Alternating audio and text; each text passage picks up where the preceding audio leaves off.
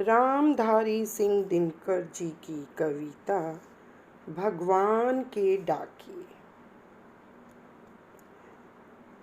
पक्षी और बादल ये भगवान के डाकिए हैं, जो एक महादेश से दूसरे महादेश को जाते हैं।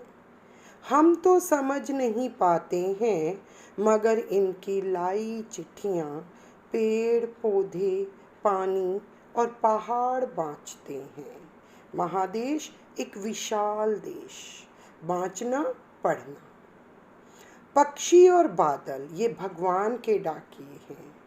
कवि का कहना है कि पक्षी और बादल प्रकृति के वे डाकिए हैं, जो साधारण डाकिए की तरह ही हमारे लिए संदेश लाते हैं। दुख की बात तो यह है कि ज्ञानी कहलाने वाला हम मनुष्य उनकी लाई हुई चिट्ठियों को पढ़ नहीं पाते, जो एक महादेश से दूसरे महादेश को जाते हैं। ये इंसानों की बनाई हुई सीमा को नहीं मानते। ये एक देश से दूसरे देश में भगवान का भेजा हुआ संदेश पहुंचाते हैं। हम तो समझ नहीं पाते, हम मनुष्य इनको समझ नहीं पाते, लेकिन पेड़ पौधे, पानी और पहाड़ बाँचते हैं। पर पानी, पेड़ पौधे और पहाड़ इन्हें भली भांति पढ़ते हैं।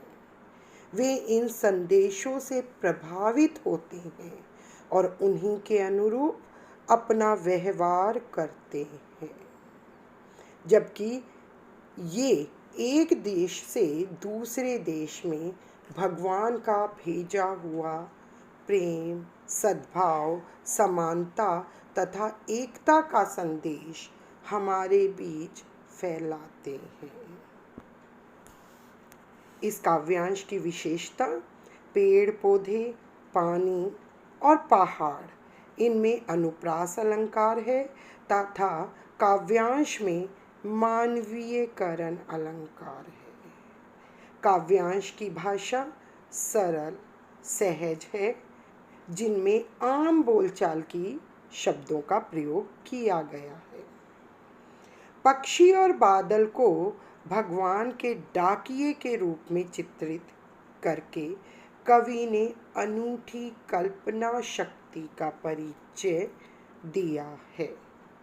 तो इस काव्यांश के अनुसार कवि संदेश देता है कि जो पक्षी और बादल हैं वो प्रकृति के डाकिए हैं, संदेशवाहक हैं, जो हमारे लिए प्यार का संदेश लाते हैं।